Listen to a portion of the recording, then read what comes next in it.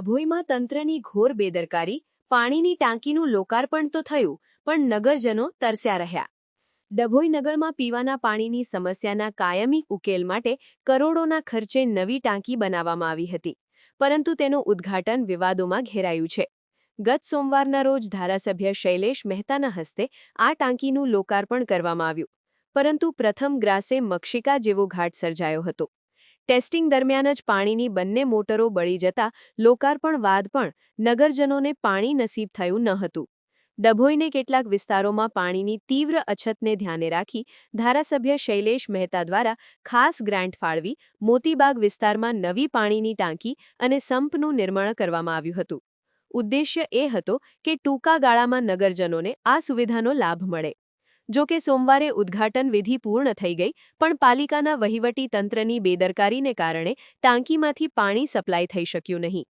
પાલિકાના પાણી પુરવઠા વિભાગના જણાવ્યા મુજબ ટેસ્ટિંગ દરમિયાન જ પાણી ખેંચવાની બંને મોટરો બળી ગઈ હતી. પ્રશ્ન એ ઊભો થાય છે કે જો આગલી સાંજે પ્રમુખ અને ચીફ ઓફિસર હાજર હતા, તો મોટરની સ્થિતિ કેમ ચકાસવામાં ન આવી? નગરમાં ચર્ચા છે કે પાણી પુરવઠા વિભાગમાં મોટરો બળી જવી અને વારંવાર રિપેરિંગના નામે કથિત આર્થિક કૌભાંડ ચાલી રહ્યા છે. શું જાણી જોઈને ખરાબ ગુણવત્તાની મોટરો વસાવવામાં આવી છે? ડભોઈ નગરપાલિકામાં ચાલતો આંતરિક જૂથવાદ વિકાસના કામોમાં અવરોધ બની રહ્યો હોય તેમ જણાય છે. સત્તાધીશો વચ્ચેના મનભેદને કારણે સામાન્ય જનતાએ પાણી વગર રહેવાનો વારો આવ્યો છે. એક તરફ વિકાસના દાવા સાથે મોટા પાયે ઉદ્ઘાટન કરવામાં આવ્યું, તો બીજી તરફ ટેકનિકલ ખામીને કારણે લોકોને પાણી ન મળતા લોકોમાં ભારે આક્રોશ જોવા મળી રહ્યો છે. લોકો પૂછી રહ્યા છે કે જો સિસ્ટમ તૈયાર જ નહોતી, તો ઉતાવળે લોકાર્પણ કરવાની શું જરૂર હતી? નગરપાલિકાનું તંત્ર વિકાસ નહીં, પણ વિનાશ તરફ જ જઈ રહ્યું હોય તેવું લાગે છે. કરોડોના ખર્ચે બનેલી યોજનાનો લાભ જો ઉદ્ઘાટનના દિવસે જ ન મળે, તો તે તંત્રની નિષ્ફળતા છે.